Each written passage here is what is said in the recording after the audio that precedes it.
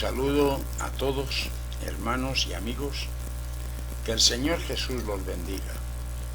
Gracias, nuevamente lo digo, por seguir esta serie audiovisual de mi libro ¿De qué protesta un protestante? Este ya es el capítulo 7. Este está dedicado al tema de la confesión auricular que promulga la Iglesia Católica a sus fieles. Puede creerse verdaderamente que Dios necesita de algún ministro humano que intermedie para poder perdonar nuestros pecados. Es mínimamente imaginable siquiera que nuestro Señor precise de un elemento humano para realizar una función total e íntegramente divina. Pues bien, la Iglesia Católica Romana ordena a sus fieles que sin el concurso de un sacerdote no pueden obtener el perdón de sus pecados, en lo que se conoce como sacramento, según ellos, de la penitencia, o modernamente, como lo califican, de reconciliación. Dice así: reconciliación, el perdón de los pecados cometidos después del bautismo, es otorgado a través de este sacramento llamado sacramento de la conversión, de la confesión, de la penitencia o de la reconciliación. Así define Roma el invento de la confesión auricular, que además califica como sacramento.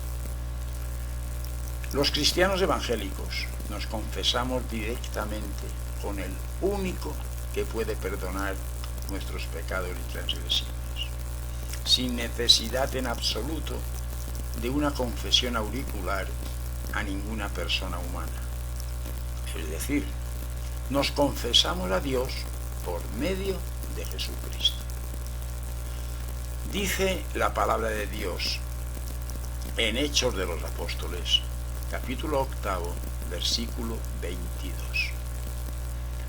Dice el Señor: arrepiéntete pues de esta tu maldad y ruega a Dios si quizás te sea perdonado el pensamiento de tu corazón.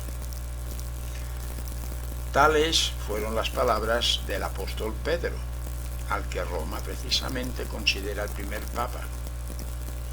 Cuando Simón el Mago, ya bautizado y miembro de la Iglesia, intentaba comprar con dinero los dones del Espíritu Santo.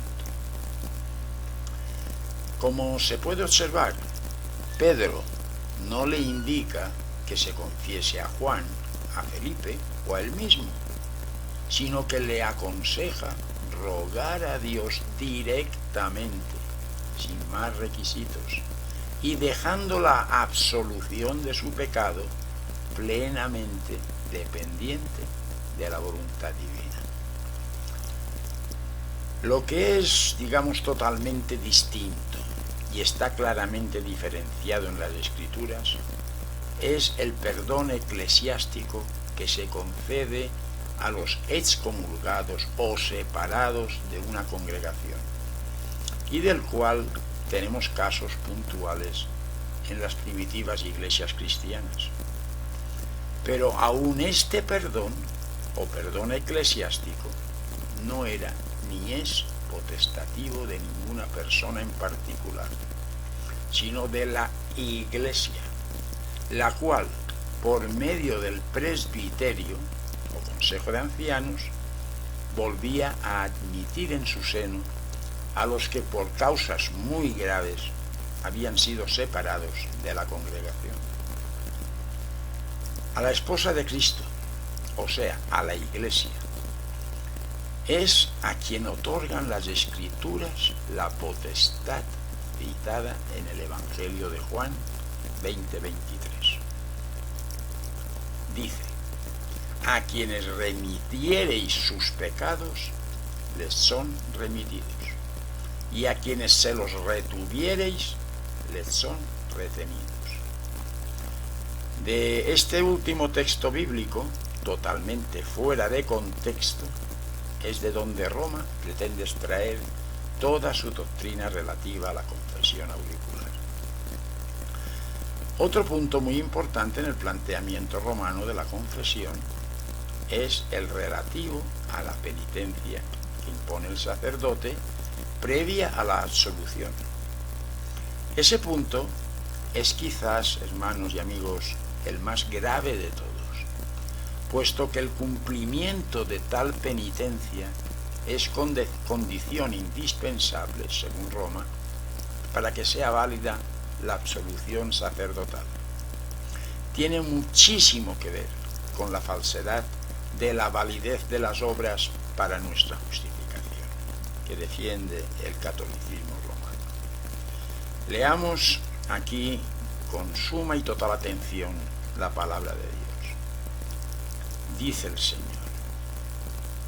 y ciertamente todo sacerdote está día tras día ministrando y ofreciendo muchas veces los mismos sacrificios que nunca pueden quitar los pecados.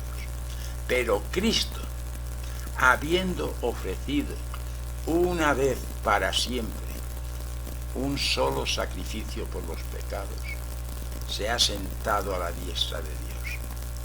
De ahí en adelante, esperando hasta que sus enemigos sean puestos por estrado de sus pies. Porque con una sola ofrenda hizo perfectos para siempre a los santificados. Gloria a Dios. Eso dice el Señor en Hebreos capítulo 10, versículos 11 al 14. Observemos pues cómo Cristo nos perfeccionó con una sola ofrenda, su preciosa sangre, y para siempre. ¿Dónde pues puede caber aquí ningún tipo de mérito ni de penitencia que añadir a los méritos y redención de Cristo? Así considera Roma como insuficiente la sangre del Señor Jesús. No bastó. Continuemos la lectura de este capítulo de Hebreos, donde unos versículos más abajo dice: añade, y nunca más me acordaré de sus pecados y transgresiones, pues donde hay remisión de estos, no hay más ofrenda por el pecado.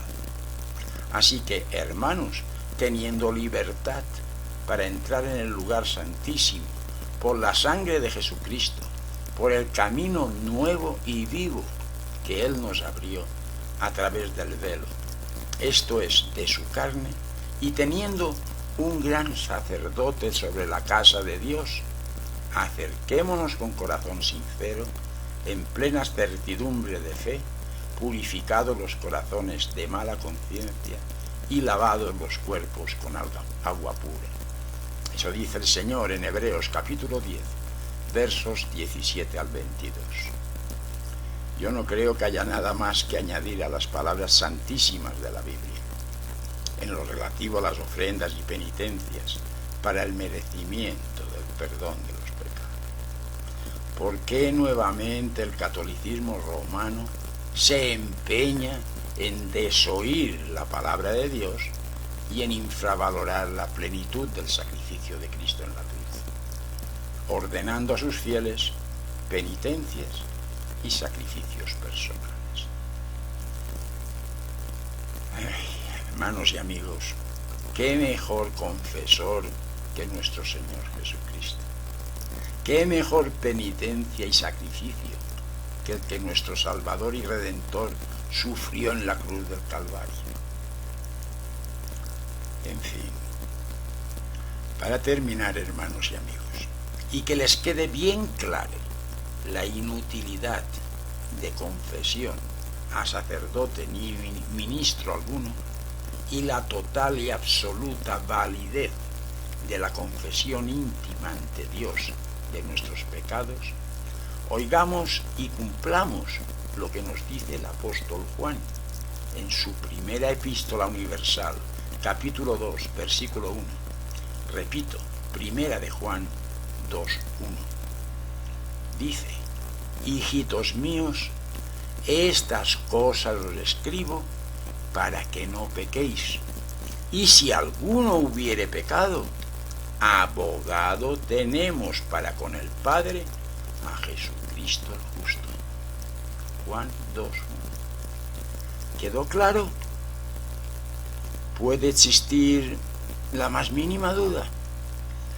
Les espero en el próximo capítulo, el 8º, en donde trataremos el tema de la comunión católica, o como nosotros llamamos, la cena del Señor. Que Él los bendiga poderosamente. Y no pequen, pero si lo hacen, arrepiéntanse y pidan perdón a Dios por medio del único confesor y gran sacerdote válido.